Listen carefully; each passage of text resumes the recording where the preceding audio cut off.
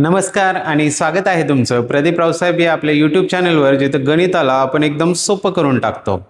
आपण अभ्यास करत आहोत तो म्हणजे टी परीक्षेचा. आणि यापूर्वी टी परीक्षेच्या पेपर फर्स्टच्या 2021, 2023, 2024 आणि 2025च्या पेपर फर्स्ट मॅथमॅटिक्सची आपण सर्व प्रश्न पाहिलेले आहेत.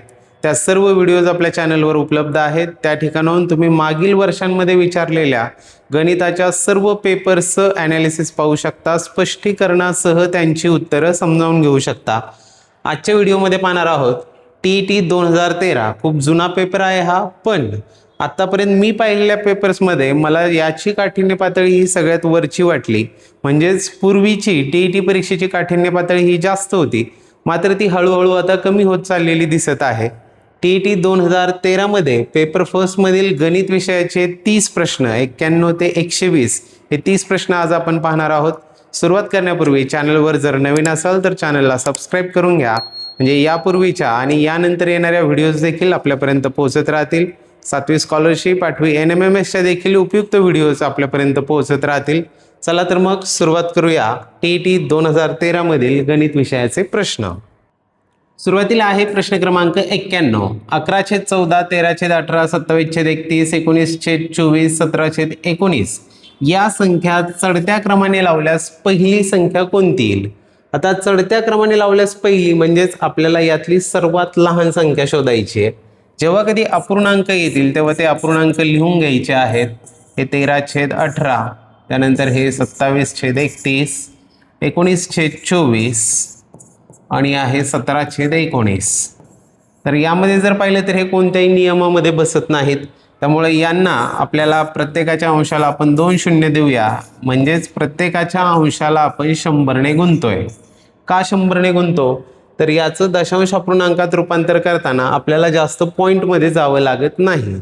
आणि हे भागाकार जर केले तर यामध्ये आपल्याला फक्त भागाकार काढायचा आहे, बाकी काढत बसायचे नाहीये.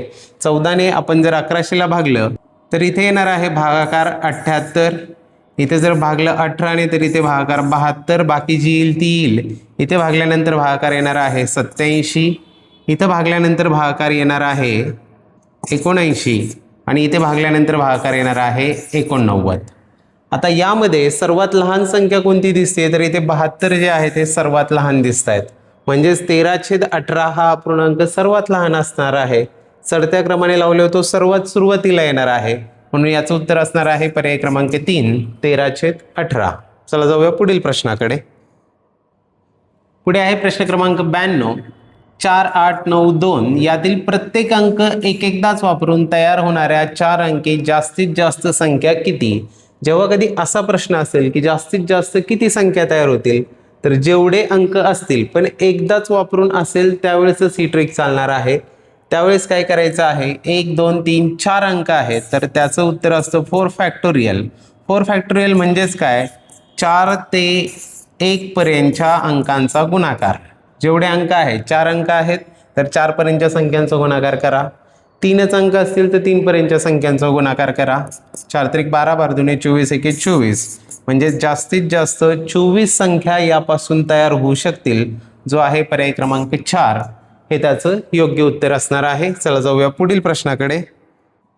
पुढे आहे प्रश्न क्रमांक 93. सर्वात लहान विषम संयुक्त संख्या आणि 2 अंकी सर्वात मोठी मूळ संख्या यांची बेरीज किती? या टाईपचाच प्रश्न चालू वर्षी 7वी स्कॉलरशिपला विचारला गेलेला होता. सर्वात लहान विषम संयुक्त संख्या ती म्हणजे आहे 9 आणि 2 अंकी सर्वात मोठी मूळ संख्या ती म्हणजे आहे 97. यांची करायची आहे आपल्याला बेरीज विचारली आहे. 97 अधिक 9 होतात 106. अतिशय साधा सोपा प्रश्न, जो आहे पर्याय क्रमांक 2. हे त्याचं योग्य उत्तर असणार आहे. पुढे पुढे काठिण्य पातळी प्रश्नांची वाढत गेलेली आपल्याला दिसणार आहे. जाऊया पुढील प्रश्नाकडे. पुढे आहे प्रश्न क्रमांक 94. 0.9 किलोग्रॅम वजा आणि इथे कंस दिलेला आहे 3.5 हेक्टोग्रॅम अधिक 22.5 डेकाग्रॅम अधिक 9.25 हेक्टोग्रॅम बरोबर किती हे विचारलेलं आहे. तर पहा, हे सोडवत असताना पहिल्यांदा आपल्याला हा कंस सोडवावा लागेल. त्यामध्ये नंतर आपण यातून वजा करणार आहोत आणि नंतर त्यात 9.25 हेक्टोग्रॅम अधिक करणार आहोत. तर यांचं एकक समान करत बसायची गरज नाही. त्यासाठी आपली जी पट्टी आहे ती आपली लक्षात असावी. किलो, हेक्टो, डेका, इथे आहेत ग्रॅम आणि डेसी, सेंटी, मिलीग्रॅम. तर यामध्ये सुरुवातीला आपण या कंसाला सोडवणार आहोत. 3.5 हेक्टोग्रॅम हेक्टोच्या घरामध्ये असणार आहे दशांश चिन्ह म्हणजेच एकक स्थानी असणारा 3 तो हेक्टोच्या घरात असेल आणि हे 3.5 हेक्टोग्रॅम होणार आहेत. 22.5 डेकाग्रॅम आहेत म्हणजे एकक स्थानी असणारा 2 इथे येणाऱ्या डेकाच्या घरी आणि हे 22.5 डेकाग्रॅम. जिथं दशांश चिन्ह असतं ते त्याचं एकक असतं. यांची सुरुवातीला करायची आहे आपल्याला बेरीज. यांची बेरीज केली तर हे 5, हे 5 आणि 2 7 आणि हे 3 आणि 2 5. आता हे झाले 575 ग्रॅम आहेत किंवा 57.5 डेकाग्रॅम आहेत किंवा 5.75 हेक्टोग्रॅम आहेत. ही बेरीज आपल्याला मिळाली. यानंतर आपण करणार आहोत 0.9 किलोग्रॅममधून हे वजा करणार आहोत. तर आता ते वजा करण्यासाठी इथेच करूया. 0.9 किलोग्रॅम म्हणजे किलोच्या घरात 0 येणार आहे, हेक्टोच्या घरात 9 येणार आहे आणि त्यातून आपल्याला हे 5 7 5 वजा करायचे आहेत. हे 5, हे 7 आणि हे 5 हे करायचे आहेत वजा. हे वजा केल्यानंतर पहा इथे 0 इथे 0 असणार आहे. 10तून 5 गेले राहिले 5, 9तनं 7 गेले राहिले 2 आणि इथे 8, 8तनं 5 गेले राहिले 3. तर हे 325 ग्रॅम आलेले आहेत. आता आपल्याला यामध्ये परत काय करायचं आहे, मिळवायचे आहेत. हे 325 ग्रॅम हे इथपर्यंतचं उत्तर आलं. त्यामध्ये आपल्याला 9.25 हेक्टोग्रॅम मिळवायचे आहेत. त्यासाठी आपली पट्टी किलो, हेक्टो, डेका, ग्रॅम, पुढे डेसी, सेंटीमिलीकडे जायची गरज नाही आपल्याला. हे 325 ग्रॅम आहेत, हे 325 ग्रॅम आहेत आणि त्यामध्ये 9.25 हेक्टोग्रॅम मिळवायचे आहेत. हेक्टोमध्ये 9 येणार आहे कारण दशांश चिन्ह कुठं असतं तर या एककाच्या घरी असतं. 9.25 हेक्टोग्रॅम झाले. यांची करायची आहे आपल्याला आता बेरीज. 5 आणि 5 10, 2 2 4 आणि 1 5 आणि 9 3 12 होतात. हे 2 आणि हा 1. आता उत्तर कशामध्ये आहेत, किलोग्रॅम, ग्रॅम, ग्रॅम कशातही असू द्या. तर 2.5 किलोग्रॅम तर हे 2 किलोग्रॅम होतात का, नाही होत. 1250 ग्रॅम, 1250 आणि ते आहेत ग्रॅम म्हणजे त्याचं उत्तर असणार आहे पर्याय क्रमांक 2. या पद्धतीने या पट्टीचा वापर करून जर आपण मांडणी करून व्यवस्थित सोडवलं तर हे प्रश्न अगदी सहजासहजी सुटतात आणि हमखास मार्क देऊन जातात. चला जाऊया पुढील प्रश्नाकडे. पुढे आहे प्रश्न क्रमांक 95. एका घड्याळात 8:20 आणि 9:08 या दोन्ही वेळी मिनिट काटा आणि तास काटा यात होणाऱ्या कोणांच्या मापांतील फरक किती हे विचारलेलं आहे. म्हणजे वेळ खाऊ प्रश्न यामध्ये जास्त विचारलेले होते. एकच क्रिया पण ती 2 वेळा करावी लागणार आहे आणि मग फरक काढावा लागणार आहे. अंशात्मक माप काढण्यासाठी आपण करतो 30 तास वजा 11/2 मिनिटे. हे आहे आपलं अंशात्मक माप काढण्यासाठीचं सूत्र. पहिल्यांदा आहे 8:20 ही वेळ, तर इथं होणार आहे 30 × 8 वजा 11/2 × 20 बे बेंदाय 20. इथे 30 × 8 होणार 3 8 24 240 वजा 11 होतील 110 म्हणजेच इथं माप आलेलं आहे 130 अंश. आता दुसरी जी वेळ दिलेली आहे ती आहे 9:08. 9:08 30 तास म्हणजेच 30 × 9 वजा 11/2 × 8 करणार आहोत. 11/2 × 8 बे बेचोक 8. इथे होणार आहे 9 त्रिक 27 270 वजा 11 44 आणि ही वजाबाकी केल्यानंतर येणार आहे 10तनं 4 गेले 6 7तनं 4 गेले 2 आणि हा 226 अंश आलेली आहे. जेव्हा कधी हे अंशात्मक माप 180 पेक्षा मोठं येतं तेव्हा काय करायचं तर ते अंशात्मक माप आपल्याला दुसऱ्या बाजूने मोजावं लागतं. म्हणजेच ते 360 अंशांमधून वजा करायचं म्हणजे आपल्याला एक्झॅक्टली माप कळतं. इथं जो कोण होणार आहे तो 360 अंश वजा 226 अंश 226 अंश. हे केल्यावर 10तनं 6 गेले 4 5तनं 2 गेले 3 आणि हा 134 अंश असणारे माप कधी 9:08. इथे होतं 130 अंश, तिथं झालं 134 अंश. म्हणजेच फरक कितीचा झाला 134 वजा 130 4 अंशांचा फरक असणार आहे जो आहे पर्याय क्रमांक 1. हे त्याचं योग्य उत्तर येणार आहे. कॅल्क्युलेशनला पर्याय नाही. गणितामध्ये कॅल्क्युलेशनवर ज्यांचं कमांड त्यांनाच आहे गणितामध्ये डिमांड. चला पाहूया पुढील प्रश्न. पुढे आहे प्रश्न क्रमांक 96 आणि अतिशय सोपा असा आकृतीवर आधारित प्रश्न आहे. चला प्रश्न वाचूया. वरील आकृती बी मधील आयताची लांबी रुंदी, हा बी आहे, याची लांबी आणि रुंदी अनुक्रमे आकृती ए मधील आयताच्या लांबी रुंदीच्या दुप्पट आणि दीडपट आहे. म्हणजे जी लांबी असेल तिच्या दुप्पट लांबी बी आयतात असणार आहे, जी रुंदी आहे तिच्या दीडपट रुंदी बी आयतामध्ये असणार आहे. जर ए मधील आयताची लांबी 20 सेंटीमीटर, ए मधील आयत आहे त्याची लांबी 20 आहे आणि रुंदी 10 सेंटीमीटर असेल, रुंदी जी आहे ती 10 सेमी आहे. आता दिलेली कंडिशन पहा, लांबी दुप्पट आहे म्हणजे 20च्या दुप्पट इथील लांबी होणार आहे 40 आणि रुंदी जी आहे ती दीडपट म्हणजे 10च्या दीडपट ते होतात 15, याची रुंदी असणार आहे 15. आणि यावरून विचारले आपल्याला दोन्ही आयतांमधील रेखांकित भागांच्या क्षेत्रफळातील फरक किती. अतिशय सोपा प्रश्न आहे.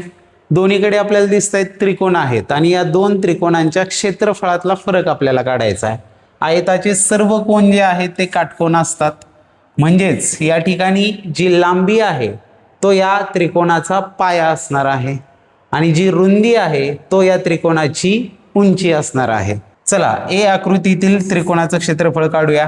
ते होणार आहे 1/2 गुणिले पाया, पाया किती असणार, लांबी एवढा तो म्हणजे 20 गुणिले उंची, उंची किती असणार आहे 10. हे जर सोडवलं तर बे के बे बेंदाय 20 आणि दाइंदाय होतात 100 सेंटीमीटर स्क्वेअर हा ए आकृतीतील त्रिकोणाचं क्षेत्रफळ आलेलं आहे. आता बी आकृतीतील त्रिकोणाचं क्षेत्रफळ पाहूया.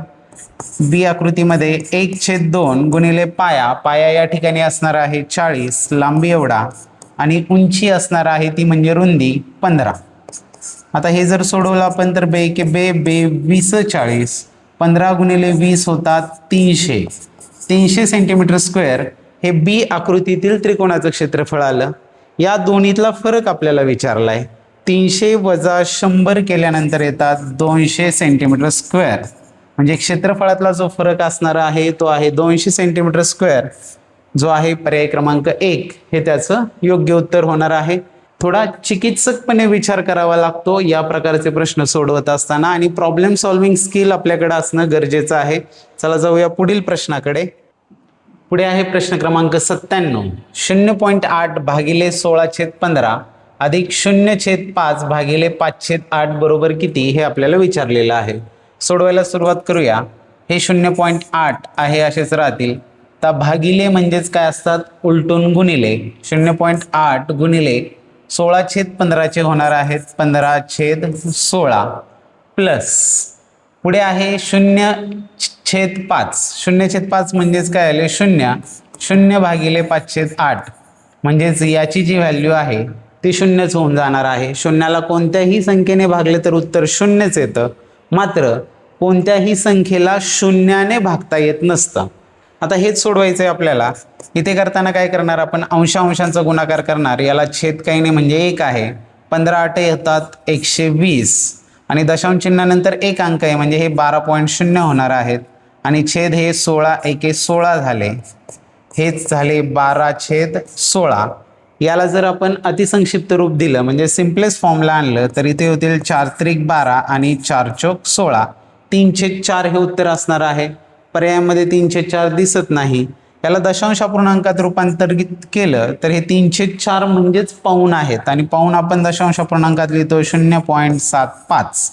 0.75 असणार आहे पर्याय क्रमांक 2 हे त्याचं योग्य उत्तर होणार आहे. चला जाऊया पुढील प्रश्नाकडे. पुढे आहे प्रश्न क्रमांक 98.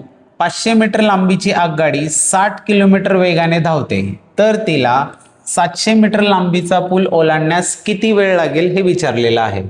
इथं जे गाडीची लांबी आहे ती मीटरमध्ये आहे, पुलाची लांबी पण मीटरमध्ये आहे, पण वेग मात्र इथं ताशी 60 किलोमीटर या प्रकारे दिलेला आहे. तर या ठिकाणी पहिल्यांदा हे 60 किलोमीटर पर आर जे आहेत प्रति तास, याचं रूपांतर आपल्याला मीटर प्रति सेकंदमध्ये करावं लागेल आणि मीटर प्रति सेकंदमध्ये करण्यासाठी याला आपण 5/18 ने गुणतो. 60 गुणिले 5/18. याला सोडवत बसायचं नाहीये, याला इथेच आपण सिम्पलेस्ट फॉर्ममध्ये आणणार आहोत. साइन दाय झाले 60 आणि 6 त्रिक झाले 18. 10×5 = 50 छेद 3 हा वेग आला मीटर प्रति सेकंदमध्ये हा वेग आलेला आहे. तर आपल्याकडे वेग आहे, अंतर एकूण किती जायचं आहे, एकूण अंतर किती जायचं आहे, तर गाडीची लांबी प्लस पुलाची लांबी एवढं अंतर क्रॉस करावं लागणार आहे. म्हणजेच हे 500 अधिक 700 बरोबर किती, 1200 मीटर अंतर एकूण कापायचं आहे. आपल्याकडे अंतर आहे, आपल्याकडे वेग आहे आणि आपल्याला काढायचा आहे वेळ. तर वेळ बरोबर आपल्याला सूत्र माहीत आहे. वेळ बरोबर काय असतं, तर बेसिक जे सूत्र आहे वेग बरोबर अंतर भागिले वेळ असतं. तर वेळ बरोबर काय होणार आहे, अंतर भागिले वेग होणार आहे. म्हणजेच हे 1200 भागिले 50/3 होतील.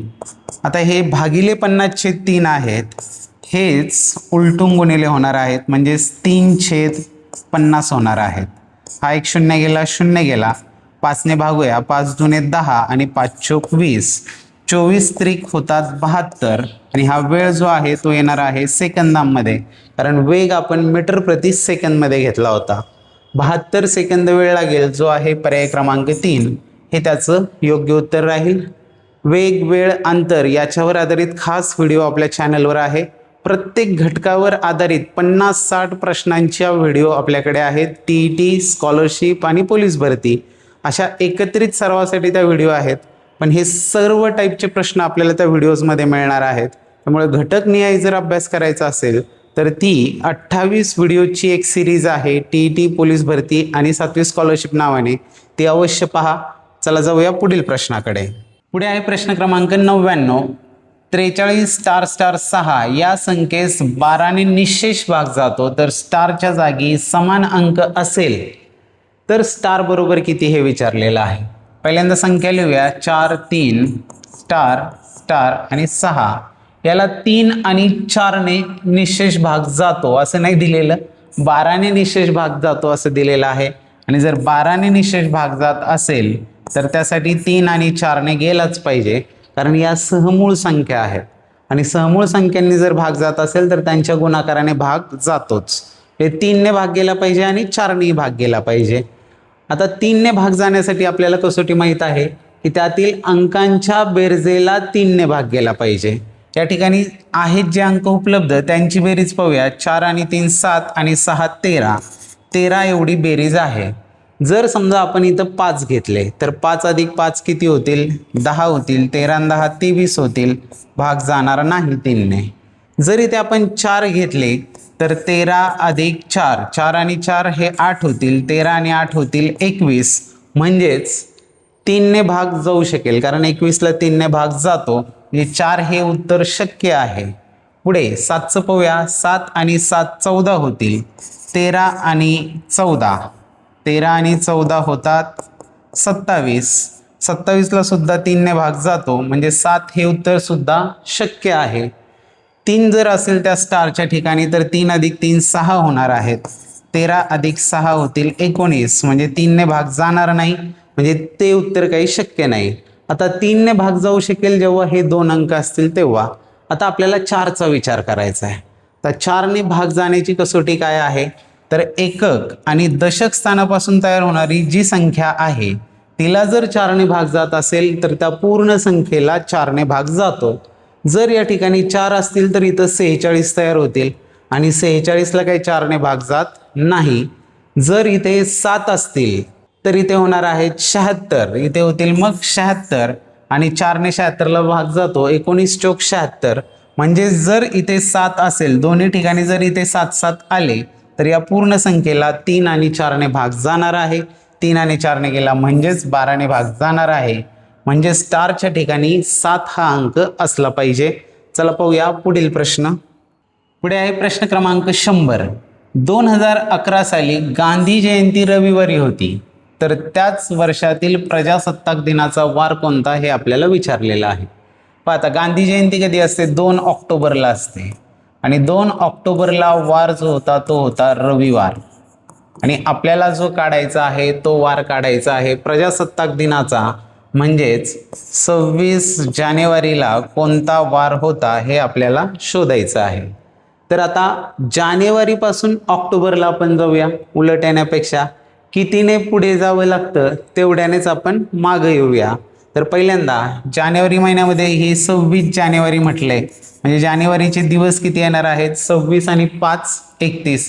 5ने पुढे जावं लागेल.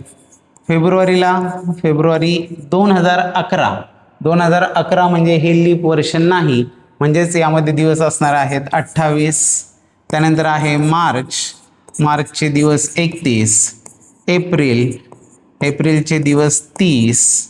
त्यानंतर मेचे दिवस येणार आहेत 31. त्यानंतर आहे जूनचे झाले 30. त्यानंतर जुलैचे होणार आहेत 31. ऑगस्टचे पण होतील 31. त्यानंतर आहे सप्टेंबरचे असणार आहेत 30.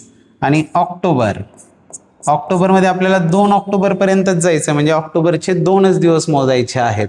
एकूण आपल्याला कितीने पुढे जावं लागलं असतं जर जानेवारीवरून आपल्याला ऑक्टोबरचा वार काढायचा असता? तर ती टोटल करूया. 8 5 13 आणि 1 14 15 16 17 आणि 2 19. 19 हे 9. हातचे आले 1. 2 आणि 1 झाले 3. 2 6 3 3 9 3 4 12 3 5 15 3 6 18 3 7 21 3 8 24. हे टोटल आपल्याला 249ने पुढे जावं लागलं असतं.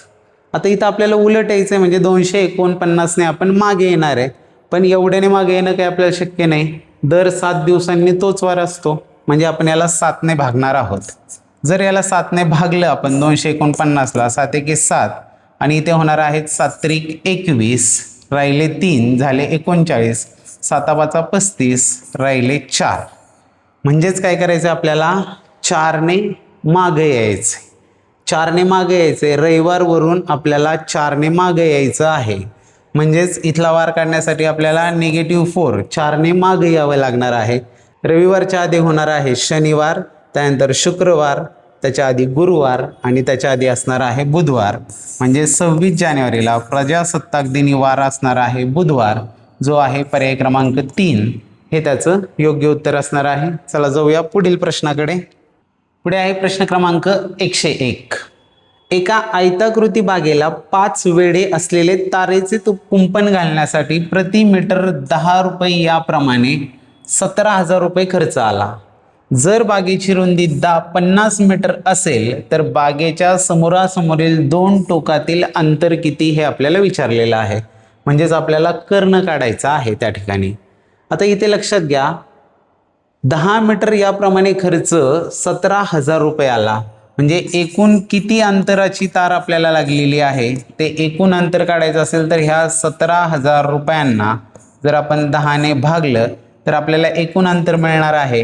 हे 0 0 गेले, म्हणजेच किती? 1700 मीटर तार लागलेली आहे. 1700 मीटर तार लागली 5 वेढे करण्यासाठी. मग एका वेढ्यासाठी किती तार लागली? एकच वेढा करण्यासाठी तार लागली असणार आहे 1700 भागिले 5. तर इथे भागाकार करूया. 5 3 15 राहिले 2. 5 24 5 0 0. एका वेढ्यासाठी लागलेली आहे 340 मीटर तार. आता 340 मीटर तार लागली म्हणजे ती काय असणार आहे? त्या बागेची परिमिती असणार आहे. आता परिमिती माहीत आहे आणि या ठिकाणी आपल्याला रुंदी दिलेली आहे. या पद्धतीचे प्रश्न सोडवताना सूत्रात मांडत बसण्यापेक्षा सरळ जर आयत काढला तर हे प्रश्न लवकर सुटतात. टोटल परिमिती जी आहे ती आहे 340 मीटर. पैकी आपल्याला माहीत आहे ती म्हणजे बागेची रुंदी 50 आहे. ही बागेची रुंदी आली 50 50. 50 आणि 50 मिळून झाले 100. या 340 मधून 100 गेले तर राहिले 240. आता हे 240 मीटर काय आहे? या दोनची बेरीज आहे.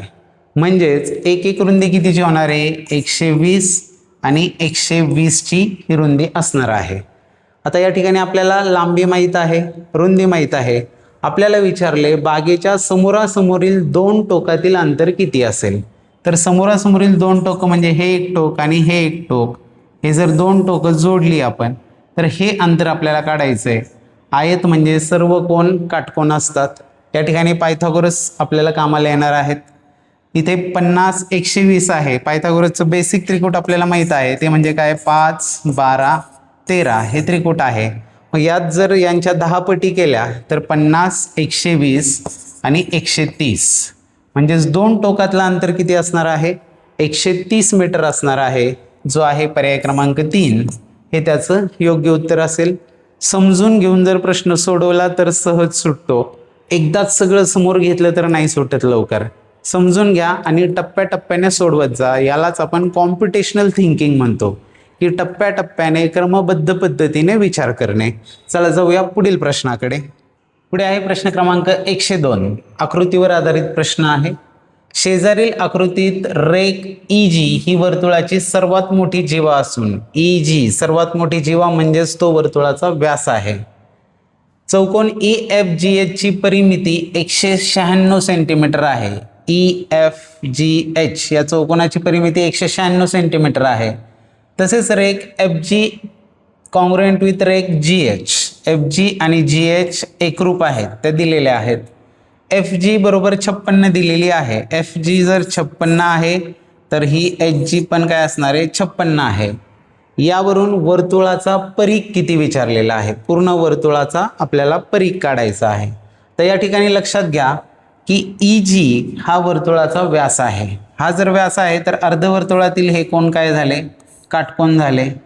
हे काटकोन झाल्यानंतर या ठिकाणी आपल्याला दिसतोय की EG जो आहे हा काय आहे, सामायिक भुजा आहे. EG ही सामायिक भुजा आहे आणि तो या दोन्ही त्रिकोणांचा कर्ण आहे. कर्ण आणि भुजा एकरूप, कर्ण आणि भुजा एकरूप म्हणजे कर्णभुजा कसोटीनुसार हे दोन्ही त्रिकोण एकरूप होतात. हे दोन्ही जर एकरूप झाले तर हा EH आणि हा EF हे देखील एकरूप होणार आहेत. आता इथे आपल्याला या पूर्ण चौकोनाची परिमिती दिलेली आहे, ती आहे 196. परिमिती आहे 196. कलर बदलूया आपण. परिमिती आहे 196 पैकी हे 56 आणि 56 किती झाले, 112 झाले. 112 यातून वजा करूया. 7 2 गेले 4, 19 मधून 11 गेले राहिले 8, 84. आता ही 84 कुणाची बेरीज आहे, EH आणि EF ची. पण या दोन्ही बाजू काय आहेत, एकरूप आहेत. ह्या दोन्ही बाजू एकरूप आहेत म्हणजेच EH किती येणार आहे, 84च्या निम्मी म्हणजे ही येणार आहे 42 आणि ही पण येणार आहे 42. आता या काटकोन त्रिकोणाचा विचार करा.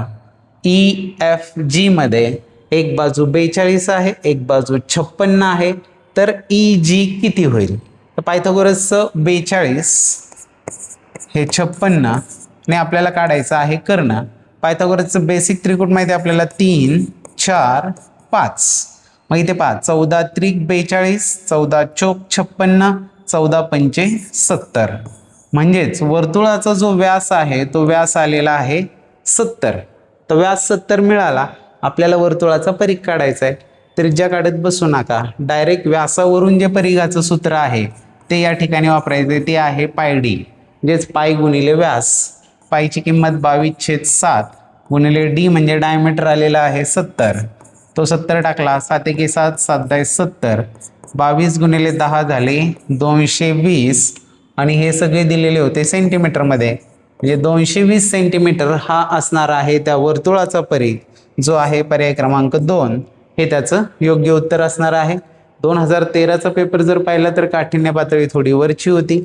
प्रश्न सोपेच आहेत पण आत्ताच्या तुलनेत पूर्वीचे TETचे पेपर काठिण्य पातळीने वरचे होते, हे तरी आपल्या इथे लक्षात येते.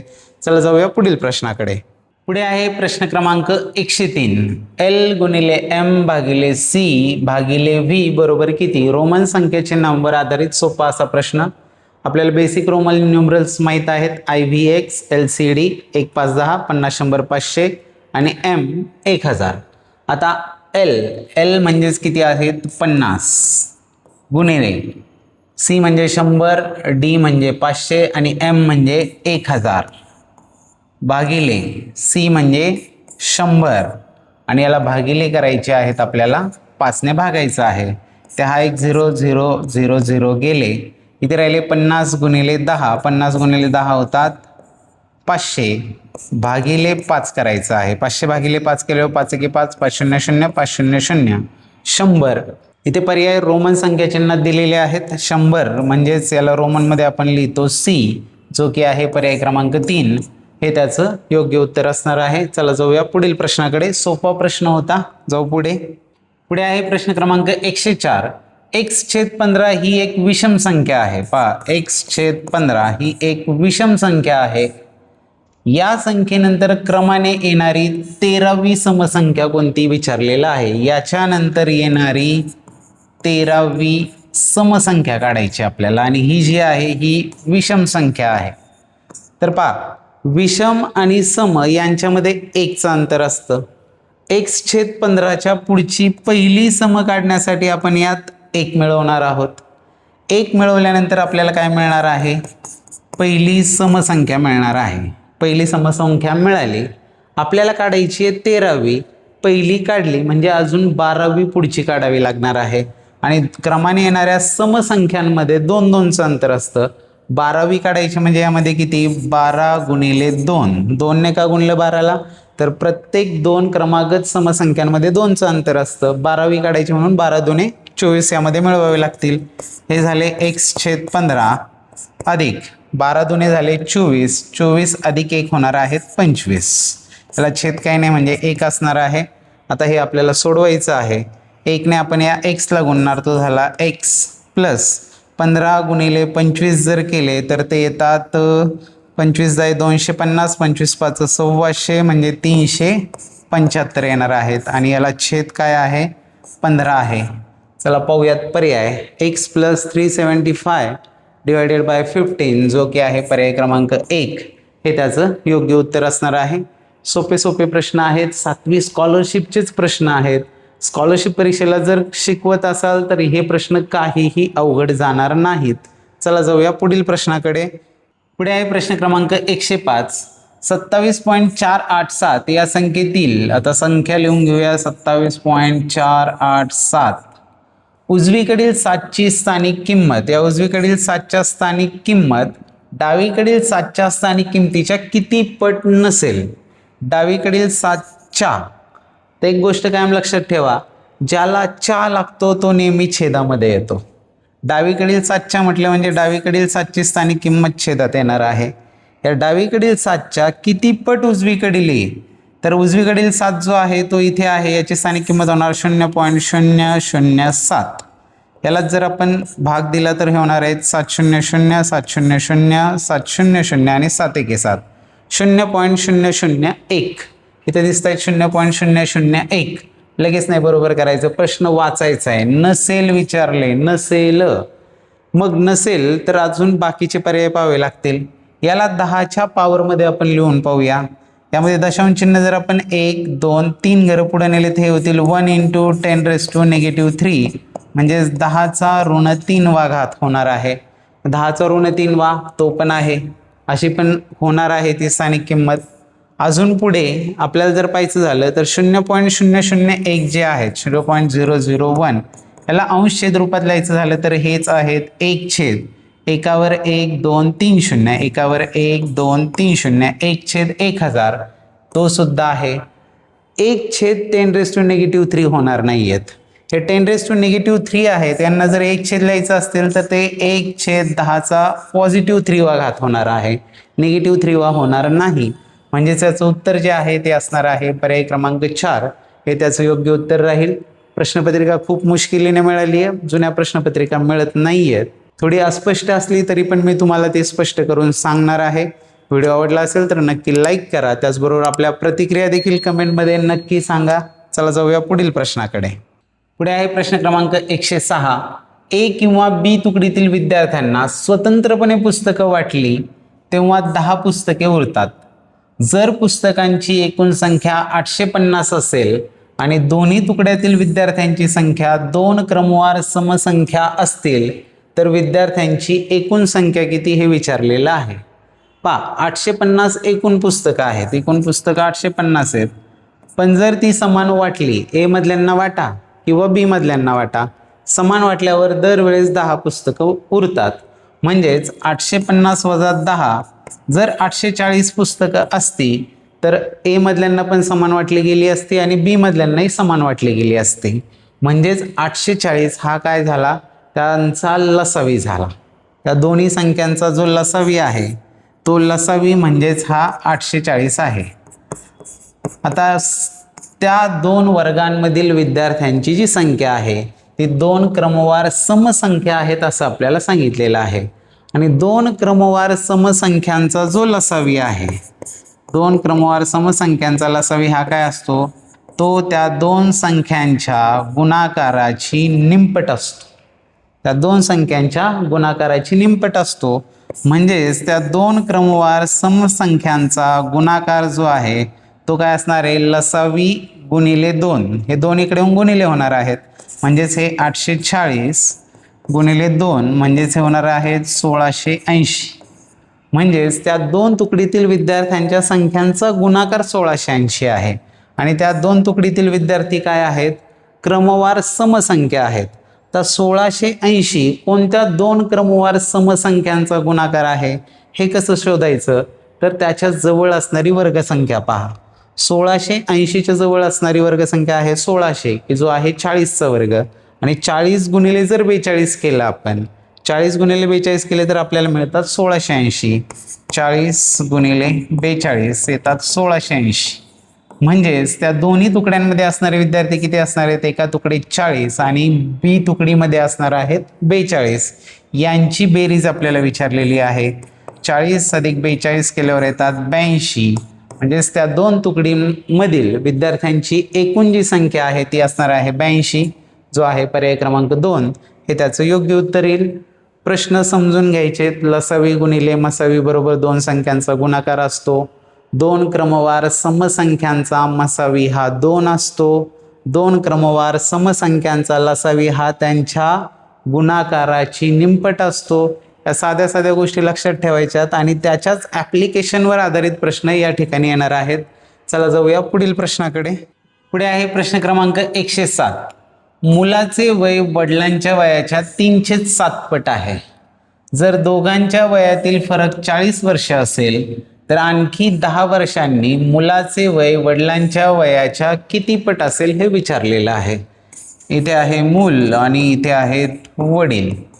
तर पहा, वडिलांचं वय जर आपण x मानलं तर मुलाचं वय 3/7 पट म्हणजेच 3/7x म्हणजे 3x/7 एवढं मुलाचं वय होणार आहे. हे आजचं वय होणार आहे. दोघांच्या वयातील फरक 40 वर्ष सांगितलं आहे. मोठं कोण आहे, वडील, म्हणजेच x वजा 3x/7 बरोबर आहेत 40. इथे या 7ने x ला गुणणार आपण. 7x वजा 3x/7 बरोबर होणार आहेत हे 40. 7 तिकडे जाऊन गुणिले होणार आहेत. 7x वजा 3x होणार आहेत 4x बरोबर 7×4 = 28 म्हणजे 280 होतील. म्हणजेच x बरोबर येणार आहे हे 4 इकडे जाऊन भागिले होतील. 4×7 = 28, 4×0=0 70. तर आजचं वडिलांचं वय किती आलेलं आहे, 70 आलेलं आहे. आणि आजचं मुलाचं वय किती असणार आहे, तर 3x/7 वरून काढा किंवा दोघांच्या वयातील फरक 40 वर्ष आहे म्हणजे 70 वजा 40 मुलाचं वय होणार आहे 30. आणखी 10 वर्षांनंतर म्हटलंय तर आणखी 10 वर्षांनंतर काय होईल, वडिलांचं वय 70 अधिक 10 म्हणजे 80 होणार आहे आणि मुलाचं वय होणार आहे 30 अधिक 10 म्हणजे 40 वर्ष होणार आहे. आता तुलना कुणाची करायची आहे, मुलाचे वय वडिलांच्या वयाच्या किती पट असेल, ज्याला चा लागला तो छेदामध्ये, वडिलांच्या म्हटले म्हणजे वडिलांचं वय छेदात येणार आहे हे 80 आणि वर असणारे मुलाचे वय. मुलाचे वय वडिलांच्या किती पट असेल हे इथे आहे. 0 गेले, 4×1=4, 4×2=8 म्हणजेच 1/2 पट असणार आहे. निम्मा असणार आहे पर्याय क्रमांक 3 हे त्याचं योग्य उत्तर येणार आहे. चला जाऊया पुढील प्रश्नाकडे. पुढे आहे प्रश्न क्रमांक 108. एक वस्तू विकल्याने विक्रेत्याला 4% तोटा होतो. जर त्या वस्तूची विक्री किंमत 550 रुपयांनी वाढवली असती तर 6% नफा झाला असता. यावरून त्या वस्तूची मूळ किंमत किती हे आपल्याला विचारले. या प्रकारच्या प्रश्नांना सूत्रांच्या भानगडीत अजिबात नाही पडायचं. अतिशय सोप्या पद्धतीने आपण हे सोडवणार आहोत. समजा त्या वस्तूची मूळ किंमत 100 असते. आता विकल्यानंतर त्याला 4% तोटा होतो म्हणजेच किती, ती 96लाच विकली जाते. पण जर त्याची किंमत वाढवली, 550 रुपयांनी वाढवली तर 6% नफा होतो म्हणजेच ती 106ला विकली जाते. आता हे 106 आणि 96 यातलं जे अंतर आहे ते आहे 550 रुपयांचं. हे अंतर जे आहे ते 550 रुपयांचं आहे. 96 ते 106 कितीचं अंतर आहे?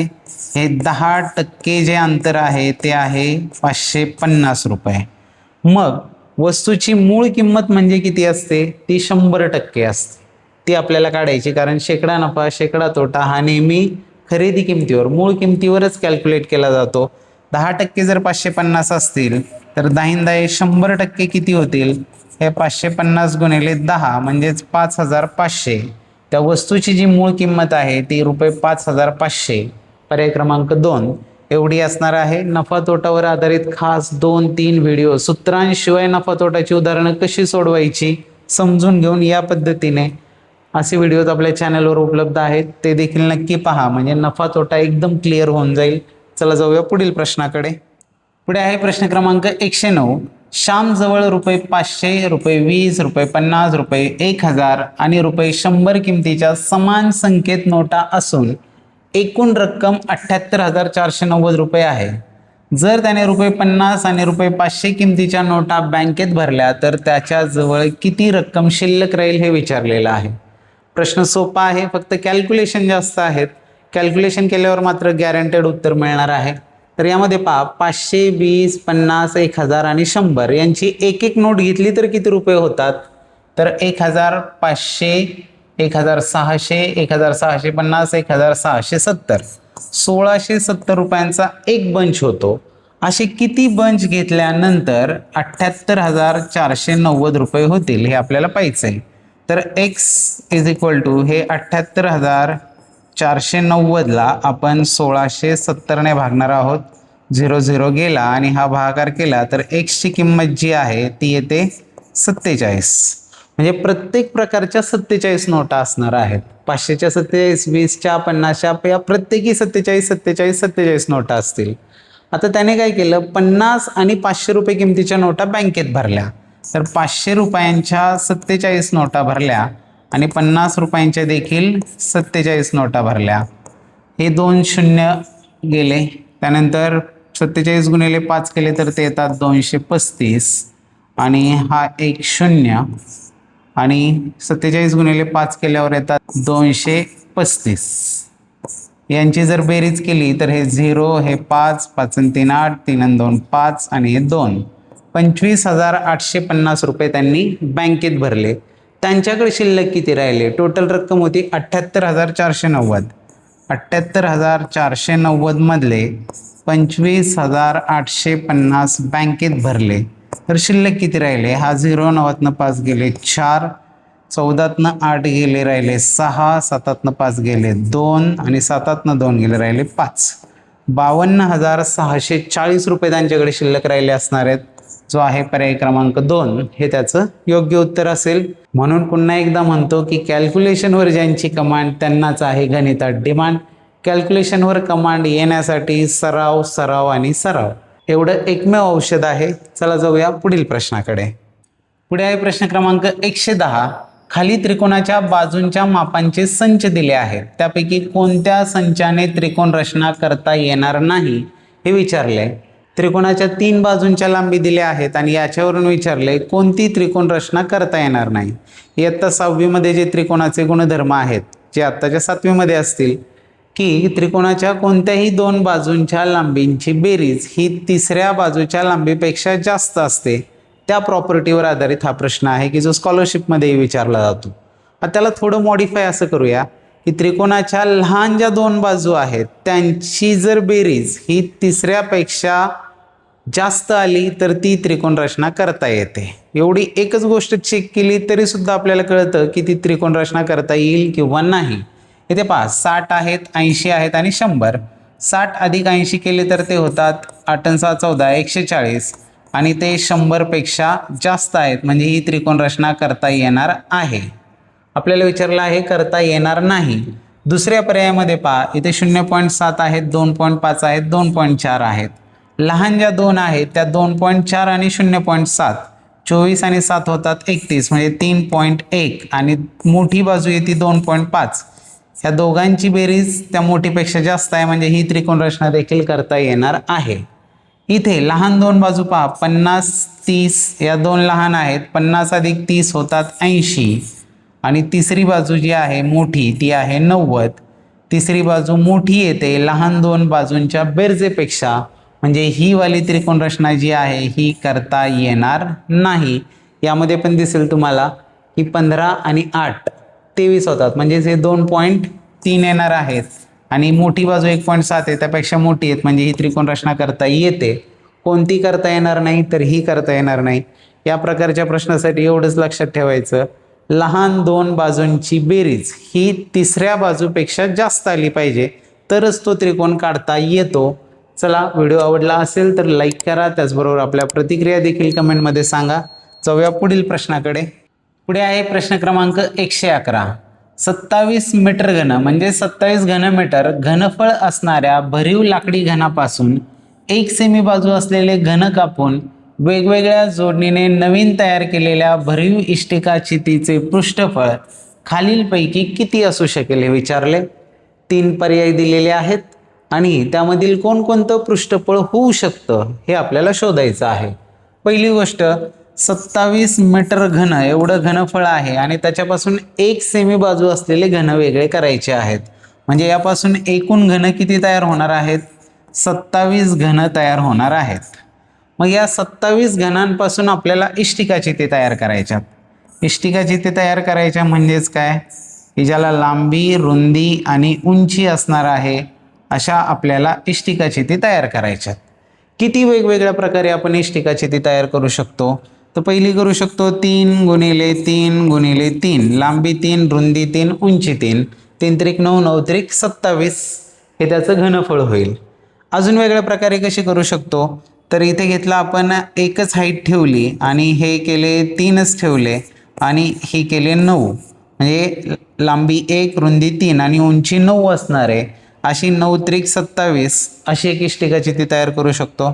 तिसरा प्रकार म्हणजे आपण 1/1/27 अशी पण एक इष्टिकाचिती तयार करू शकतो, म्हणजे एकावर एक असे आपण 27 घन एकावर एक ठेवणार. या 3 प्रकारे आपण इष्टिकाचिती तयार करू शकतो. इष्टिकाचितीच्या एकूण पृष्ठफळाचं सूत्र माहिती आहे आपल्याला, 2 कंसामध्ये लांबी गुणिले रुंदी अधिक रुंदी गुणिले उंची अधिक उंची गुणिले लांबी, हे आहे इष्टिकाचितीच्या पृष्ठफळाचं सूत्र.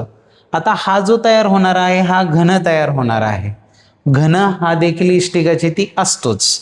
मग इथे घनाचं एकूण पृष्ठफळ बरोबर काय असतं, 6 गुणिले बाजूचा वर्ग असतो, म्हणजे 6 गुणिले 3चा वर्ग म्हणजे 6 गुणिले 9 म्हणजे 96 झाले, हे 54 मीटर स्क्वेअर एवढं घनफळ होऊ शकतं.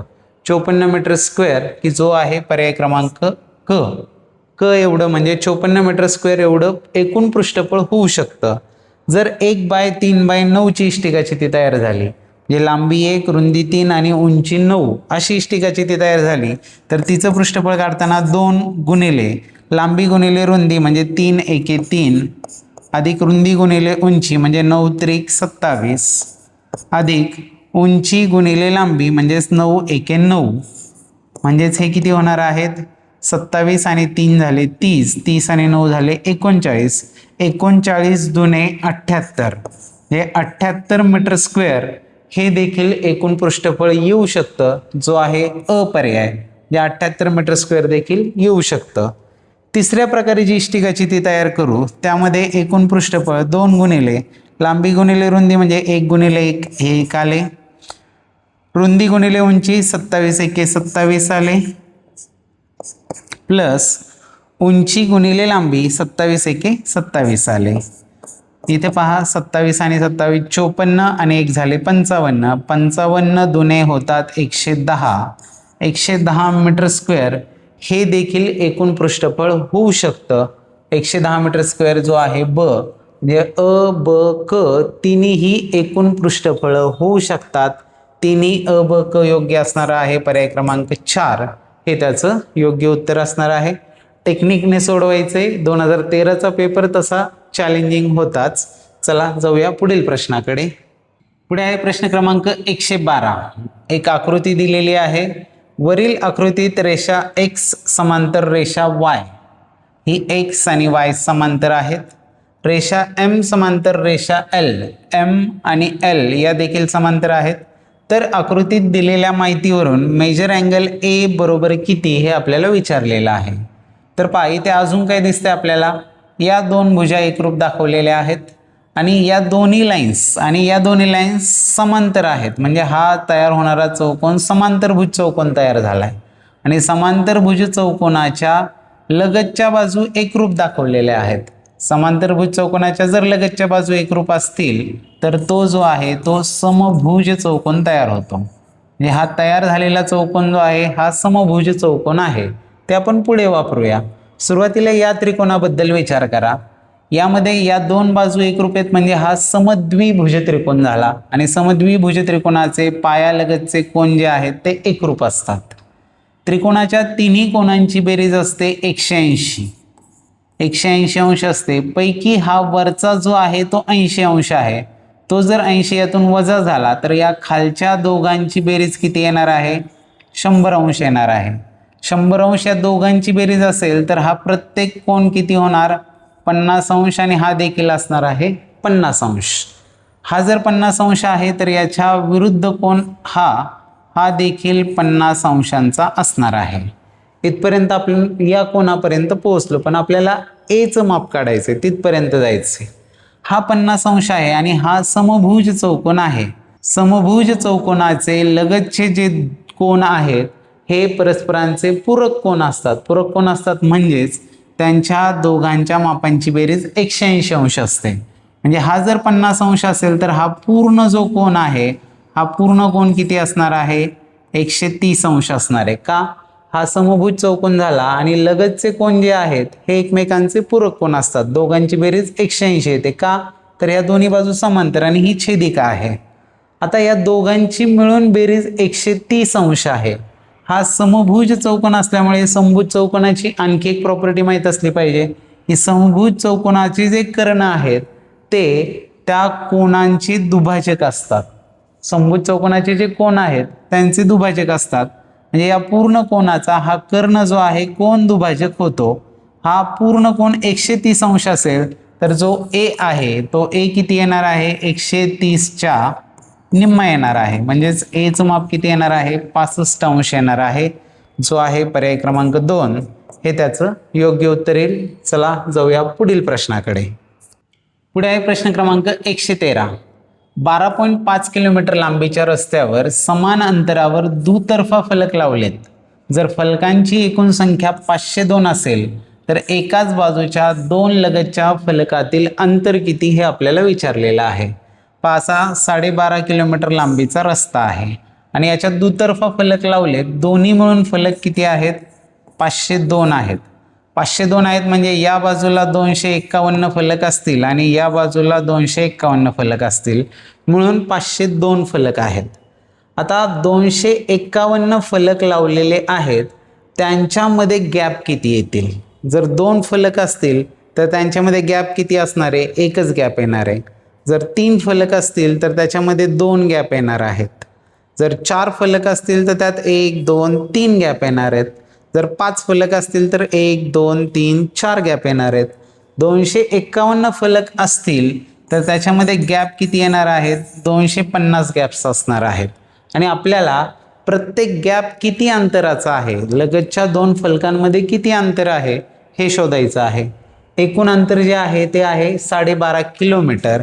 याचे आपल्याला सुरुवातीला करावे लागतील मीटर. 12.5 किलोमीटरचे मीटर होणार आहेत 12,500 मीटर आणि याचे आपल्याला 250 गॅपमध्ये रूपांतर करायचे. म्हणजेच 12,500 भागिले 250 करणार आहोत. हे 0 0 गेले, 25ने भाग देऊया. 25 5 125 आणि 25 0 0. हे प्रत्येक गॅप हा किती असणार आहे, 50 मीटरचा असणार आहे. प्रत्येक लगतच्या 2 फलकांमधलं अंतर हे 50 मीटर असणार आहे. जो आहे पर्याय क्रमांक 1 हे त्याचं योग्य उत्तर होईल. चला जाऊया पुढे. पुढे आहे प्रश्न क्रमांक 114. सविताने सोमवारी 2.15 तास आणि मंगळवारी 1.50 तास असा एकाड एक एकूण 5 दिवस अभ्यास केला तर तिचा अभ्यासाचा एकूण कालावधी किती हे विचारलेला आहे. इथे 2:15 असा अर्थ घ्यायचा नाही आहे, ते 2.15 तास आहेत. म्हणजेच कालावधीचं दशांश अपूर्णांकातलं रूपांतर आहे. कालावधीचं दशांश अपूर्णांकातलं रूपांतर तासामध्ये आणि मिनिटांमध्ये कालावधी लिहिणे यामध्ये फरक आहे. तर पहा, सोमवारी 2.15 तास अभ्यास केला, मंगळवारी 1.50 तास केला, असा एकाडेक एकूण 5 दिवस अभ्यास केला. तिसऱ्या दिवशी परत 2.15 येणार, चौथ्या दिवशी परत 1.50 येणार आणि 5व्या दिवशी पुन्हा 2.15 तास येणार. असा तिचा एकूण अभ्यास आहे.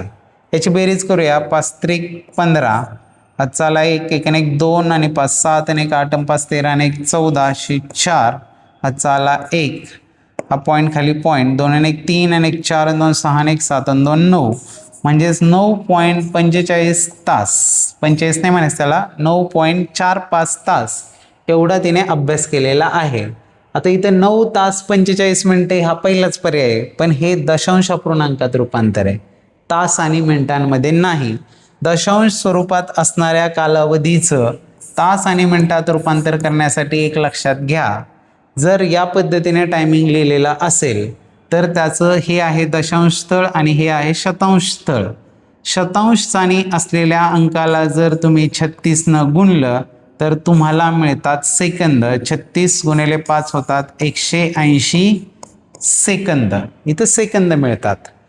दशांश स्थानी असलेल्या अंकाला जर तुम्ही 6ने गुणलं तर तुम्हाला मिळतात मिनिटे. 6 गुणिले 4 झाले हे 24 मिनिटे आणि हे जे आहेत हे 9 तास आहेतच. म्हणजेच आता टोटल पहा किती झाले, हे झाले 9 तास आणि 180 सेकंदांचे किती होणार आहेत, 3 मिनिटे होणार आहेत आणि 3 मिनिटे आणि ही 24 मिनिटे मिळून झाली 27 मिनिटे. म्हणजेच 9 तास 27 मिनिटे तिने अभ्यास केला. तसा पर्याय नाही आहे, परत मिनिटांमध्ये पर्याय आहेत. तर याचं आपण मिनिटांमध्ये रूपांतर करूया. 9 तासाचे मिनिट किती होणार आहेत, एका तासात 60 मिनिटं, 96×54 म्हणजे 540 मिनिटे ही अधिक ही 27 मिनिटे, म्हणजेच 540 अधिक 27 होणार आहेत 567 मिनिटे. म्हणजे तिने एकूण 567 मिनिटे अभ्यास केला, जो आहे पर्याय क्रमांक 4 हे त्याचं योग्य उत्तर असेल. कालावधीचं दशांश अपूर्णांकात रूपांतर कसं करायचं याचा एक स्पेशल व्हिडिओ नंतर मी तुमच्यासाठी बनवेल. सध्या तरी त्याचं रूपांतर, दशांश रूपातलं रूपांतर तास आणि मिनिटात कसं करायचं हे आपल्या लक्षात आलेलं असेल. चला जाऊया पुढील प्रश्नाकडे. पुढे आहे प्रश्न क्रमांक 115. शेजारील आकृतीतील त्रिकोणांची संख्या किती? दरवर्षी हमखास या पद्धतीचे प्रश्न विचारले गेलेले आहेत. या पद्धतीचे प्रश्न सोडवत असताना काय करायचंय, आकृतीतले जे भाग आहेत त्यांना क्रमांक देऊन घ्यायचे. 1 2 3 4 5 आणि 6 असे यांना क्रमांक दिल्यानंतर आपल्याला त्रिकोण मोजणं सोपं होतं. त्रिकोणांची संख्या विचारली आहे. आधी आपण एकटे एकटे असणारे त्रिकोण शोधूया. 1 हा एकटा त्रिकोण आहे, 2 देखील एकटा त्रिकोण आहे, त्यानंतर 3 देखील एकटा त्रिकोण आहे, 4 देखील एकटा त्रिकोण आहे, 5 हा त्रिकोण होत नाही, 6 पण त्रिकोण नाही. आता एकटे एकटे संपले. आता दोघं मिळून त्रिकोण होतो अशा कोणत्या आकृत्या आहेत त्या शोधूया. तर 1 आणि 2 हे दोघांचा मिळून एक त्रिकोण होतो. 1 आणि 2चा मिळून झाला त्रिकोण. त्यानंतर 2 आणि 3चा मिळून नाही होत, 3 आणि 4चा मिळून देखील नाही होत, 4 आणि 5चा पण नाही होत आणि 5 आणि 6चा पण नाही आणि 1 आणि 6चा पण होत नाही. आता तिघं मिळून त्रिकोण तयार होतो अशी कोणती आकृती आहे का शोधूया. तर येस आहे, 1 2 3 या तिघांचा मिळून हा त्रिकोण तयार होतो. हे तिघं मिळून तयार होणारा त्रिकोण आहे 1 2 3. अजून तिघांचा मिळून त्रिकोण तयार होईल अशी कोणती आकृती आहे का. तर येस ती दिसती इथे आपल्याला. 2 1 आणि 6 यांचा मिळून देखील इथं त्रिकोण तयार होतोय. 2 1 आणि 6 हा एक तिघांचा मिळून त्रिकोण तयार झाला. 4 5 6चा मिळून नाही होत त्रिकोण तयार, 2 3 4चा पण नाही होत, त्यानंतर 3 4 5चा पण नाही होत, 5 6 1चा पण नाही होत. हे तिघांचं मिळून होत नाही. चौघांचा मिळून त्रिकोण तयार होईल का कोणता, तर नाही, तशी कोणतीही शक्यता यामध्ये दिसत नाही. म्हणजे यामध्ये असणारे एकूण त्रिकोण किती झाले आता, 1 2 3 4 5 6 7. एकूण त्रिकोणांची संख्या या आकृतीमध्ये आहे 7, जो आहे पर्याय क्रमांक 2. या पद्धतीने क्रमांक देऊन सोडवले तर कन्फ्युजन न होता आपल्याला सहजासहजी तो प्रश्न कमी वेळामध्ये सोडवता येतो. चला जाऊया पुढील प्रश्नाकडे. पुढे आहे प्रश्न क्रमांक 116 आणि यामध्ये आपल्याला अंकगणितीय समीकरण दिसत आहे. 1.6 गुणिले 1.6 वजा 0.8 गुणिले 1.6 वजा 0.8 आणि खाली पण छेदामध्ये दिलेला आहे. याला पाहून घाबरून नाही जायचं, सोडवायला सुरुवात करायची, आपोआप रस्ता मिळत जातो. 1.6 गुणिले 1.6 म्हणजेच हे काय झाले 1.6चा वर्ग झाला, वजा हे 0.8 गुणिले 1.6 वजा 0.8 म्हणजे 16 8 गेले, राहिले 8 म्हणजे 0.8 होणार आहे याची किंमत. आणि 0.8 गुणिले 0.8 म्हणजे तो होणार आहे 0.8चा वर्ग. छेदामध्ये काय आहे 0.8 वजा 1.6 म्हणजे ते होणार आहेत ऋण 0.8 प्लस 2 वजा 0.4 म्हणजे हे होणार आहेत 1.6 आणि दुसऱ्या कंसामध्ये येणार आहेत 1.6 वजा 0.8 म्हणजे हे 0.8 अधिक 2 वजा 0.4 म्हणजे होणार आहेत 1.6. आता एक आपल्याला माहित आहे की ए स्क्वेअर मायनस बी स्क्वेअर ते आपल्याला या ठिकाणी दिसतंय. याची फोड ए प्लस बी इंटू ए मायनस बी होते. तसं करा किंवा याला असंच ठेवा 1.6चा वर्ग वजा 0.8चा वर्ग छेद. इथे पहा 1.6 वजा 0.8 आहेत, 1.6 अधिक 0.8 आहेत, म्हणजेच हे ए प्लस बी आहेत आणि हे ए मायनस बी आहेत. म्हणजेच याचा होणार आहे ए स्क्वेअर मायनस बी स्क्वेअर म्हणजेच 1.6चा वर्ग वजा 0.8चा वर्ग. अंश आणि छेद आपल्याला दिसत आहेत सारखे आहेत, म्हणजेच याचं उत्तर येणार आहे 1, जो आहे पर्याय क्रमांक 3. इथं वापरलेलं सूत्र पुन्हा एकदा सांगतो. A square minus B square is equal to काय असतं तर दोन्ही संख्यांच्या वर्गमुळांची बेरीज गुणिले दोन्ही संख्यांच्या वर्गमुळांची वजाबाकी. याचा वापर करून या विस्तारावरून आपण त्याचं 1.6चा वर्ग वजा 0.8चा वर्ग असं संक्षिप्त लेखन केलं आणि त्यानंतर आपल्याला हे उदाहरण लगेच सुटलेलं आहे. चला जाऊया पुढील प्रश्नाकडे.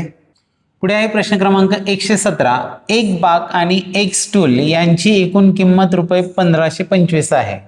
बाकापेक्षा स्टूल 425 रुपयांनी स्वस्त आहे, तर 2 बाकांची किंमत किती हे आपल्याला विचारलेलं आहे. 2 बाकांची किंमत काढायची आहे तर बाकाची किंमत आपण x मानूया, म्हणजेच स्टूलची किंमत किती होईल. आपल्याला काय सांगितले बाकापेक्षा स्टूल 425 रुपयांनी स्वस्त आहे, म्हणजे x वजा 425 ही झाली स्टूलची किंमत. आता एक बाक आणि एक स्टूल यांची किंमत आपल्याला दिलेली आहे. एक बाक आणि एक स्टूल यांची किंमत मांडूया x अधिक हे x वजा 425 बरोबर ती किंमत आहे 1525. हे सोडूया, x अधिक x होतील 2x, हे वजा 425 तिकडे जाऊन अधिक होणार आहेत, म्हणजेच हे 1525 अधिक 425 म्हणजेच 2x बरोबर येणार आहेत 15 4 1950 1950. x ची किंमत काढायची गरज नाही, का नाही, बाकाची किंमत x आहे. आपल्याला विचारले 2 बाकांची किंमत किती. 2 बाक म्हणजे त्यांची किंमत होणार आहे 2x आणि ती आपली ऑलरेडी आली आहे 1950 रुपये, म्हणजे त्याचं उत्तर असणार आहे पर्याय क्रमांक 4. 2 बाकांची किंमत 1950 रुपये होईल. चला जाऊया पुढील प्रश्नाकडे. पुढे आहे प्रश्न क्रमांक 118. 2 स्टार स्टार 4 गुणिले 1 स्टार 8 या क्रियेचे उत्तर खालीलपैकी काय असू शकेल. तर ही क्रिया काय आपल्याला करून पाहिजे नाहीये. 2 स्टार स्टार 4 गुणिले 1 स्टार 8 याची किंमत आपल्याला काढायची आहे. तर हा गुणाकार करत असताना एक गोष्ट लक्षात घ्या की एकक स्थानी 8 आहे, एकक स्थानी 4 आहे, 8 चौक 32 म्हणजे एकक स्थानी 2 येणार या गुणाकारात, हे तर फिक्स झालं. दुसरी महत्वाची गोष्ट यामध्ये लक्षात घ्या, हे 2 आणि 2 4 अंकी गुणिले 3 अंकी, 3 अंकी गुणिले 4 अंकी जर केलं तर याचं उत्तर जास्तीत जास्त किती येऊ शकतं तर 6 अंकी याचं उत्तर येऊ शकतं. इथं एक अंक आहे 2 3 4 5 आणि 6, हे 3 आणि 3 6. आपल्याला पाहायचं आहे की यामध्ये कोणती संख्या अशी आहे की जी 6 अंकी आहे आणि जिच्या एकक स्थानी 2 आहे. एकक स्थानी 2 नाही यांचा विषय समाप्त. यांचाही विषय समाप्त. 2 संख्या दिसत आहेत आणि त्यांच्या एकक स्थानी 2 आहे. तर एकक स्थानी 2 आहे, मात्र ही 5 अंकी संख्या आहे आणि ही 6 अंकी संख्या आहे. म्हणजे याचं उत्तर जे आहे पर्याय क्रमांक 2 हे त्याचं उत्तर येऊ शकतं. हे कसं चेक करायचं तर तुम्ही हे करून पाहू शकता. 1 अंकी संख्यांचा गुणाकार जास्तीत जास्त काय होऊ शकतो, 2 अंकी होऊ शकतो. यावरून तुम्ही 1 अंकी गुणिले 2 अंकी केल्यावर त्याचा गुणाकार किती होऊ शकतो हे शोधू शकता. किंवा 2 अंकी गुणिले जर 2 अंकी केलं तर त्याचं उत्तर किती अंकी येऊ शकतं हे तुम्ही कमेंटमध्ये सांगायचं की 2 अंकी गुणिले 2 अंकी केलं तर त्याचं उत्तर किती अंकी येईल. या पद्धतीने करून पाहून यातला पॅटर्न शोधून काढा. हा पण एक मजेशीर खेळ आहे आणि त्याचं एक जनरलायझेशन आपल्याला यामधून होतं.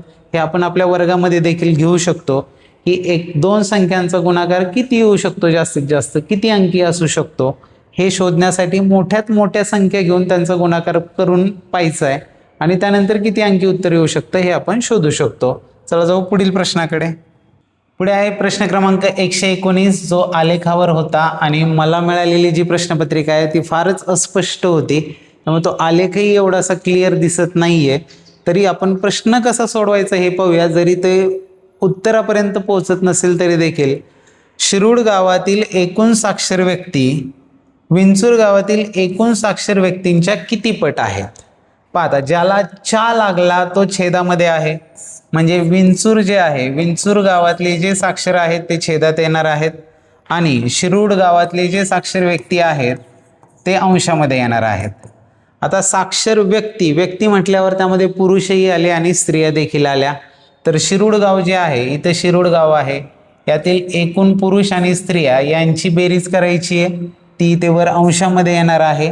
आणि विंचूर गावातील जे पुरुष आहेत आणि स्त्रिया आहेत यांची बेरीज करायची आहे, ती छेदामध्ये येणार आहेत आणि त्यावरून जे अपूर्णांक आहे त्याला संक्षिप्त रूप देऊन उत्तरापर्यंत पोहोचायचे. याची एक्झॅक्ट व्हॅल्यू ह्या क्वेश्चन पेपरमध्ये दिसत नव्हती, त्यामुळे याचं एक्झॅक्ट उत्तर नाही शोधता आलं, पण जवळपास आलेलं उत्तर हे 1.1/6 होतं. असू द्यात, ते महत्त्वाचं नाही. महत्त्वाचं काय आहे, प्रश्न कसा सोडवायचा त्या पद्धतीचा, ही टॅक्ट आपल्याला या निमित्ताने लक्षात आली असेल. चला जाऊया आजच्या शेवटच्या प्रश्नाकडे. आणि शेवटी आहे प्रश्न क्रमांक 120. तो पाहण्यापूर्वी अजूनही चॅनलला सबस्क्राईब केले नसेल चॅनलला सबस्क्राईब करून घ्या, कारण TET CTETचे जुने सर्व पेपर आपल्या चॅनलवर सोडून दाखवलेले आहेत. त्याचबरोबर इयत्ता 7वी शिष्यवृत्तीचा गणिताचा संपूर्ण अभ्यासक्रम देखील आपल्या चॅनलवर आपण कव्हर करणार आहोत आणि गणितातील उपयुक्त असे व्हिडिओज तुमच्यापर्यंत पोहोचत राहणार आहेत. त्यामुळे चॅनल सबस्क्राईब केले नसेल तर लगेच सबस्क्राईब करून घ्या. पाहूयात आजचा शेवटचा प्रश्न. TET 2013ला आलेला प्रश्न क्रमांक 120. गणित अध्यापन पद्धती संबंधी खालीलपैकी योग्य विधाने किती. तेव्हा अध्यापन पद्धतीवरही प्रश्न येत होता, आता नाही येत, आता कंटेंटवरच प्रश्न येतात. मात्र CTETला अध्यापन पद्धतीवर निम्मे प्रश्न आहेत. पहिला आहे, विषय विस्तार व संकलन या पायऱ्यांवर उद्गामी पद्धत वापरली जाते. उद्गामी पद्धत म्हणजे काय, उदाहरणांकडून आपण नियमाकडे जातो आणि विषय विस्तार आणि संकलन या पातळीला आपण ही उद्गामी पद्धत वापरतो. बरोबर आहे. उद्गामी व अवगामी पद्धती एकमेकींस पूरक आहेत. उदाहरणाकडून नियमाकडे आणि नियमाकडून उदाहरणाकडे म्हणजे या परस्परांना एकमेकींना पूरक असणाऱ्या पद्धती आहेत. क विधान आहे, उपयोजन पातळीवर अवगामी पद्धती वापरतात. की जेव्हा तुम्हाला ॲप्लिकेशन करायचं आहे, मिळालेल्या नॉलेजचं ॲप्लिकेशन उपयोजन करायचं आहे, त्यावेळेस तुम्ही नियम माहीत असतो तुम्हाला आणि त्या नियमाचं ॲप्लिकेशन करत असता, म्हणजेच त्या ठिकाणी आपण अवगामी पद्धत वापरत असतो. हे विधान देखील योग्य आहे. आणि शेवटचं आहे, उद्गामी व अवगामी पद्धती विरुद्ध पद्धती नाहीत. तर या काही विरुद्ध पद्धती नाही आहेत, त्या काय आहेत, एकमेकीस पूरक अशा पद्धती आहेत. त्यामुळे शेवटचं विधान देखील योग्य आहे की त्या विरुद्ध पद्धती नाहीत, त्या काय आहेत, पूरक आहेत. म्हणजेच यातली 4ही विधानं योग्य आहेत. त्यामुळे याचं उत्तर आहे पर्याय क्रमांक 2. यातली 4 विधानं योग्य आहेत. अशा पद्धतीने आपण TET 2013 मधील पेपर 1 मधील सर्व प्रश्नांची स्पष्टीकरणं पाहिलेली आहेत. तुम्हाला सर्वांना येणाऱ्या परीक्षेसाठी हार्दिक शुभेच्छा. चॅनल सबस्क्राईब केले नसेल सबस्क्राईब करून घ्या. आपल्या प्रतिक्रिया देखील कमेंटमध्ये नक्की कळवा. पुन्हा एकदा तुम्हाला परीक्षेसाठी अभ्यासासाठी शुभेच्छा. धन्यवाद.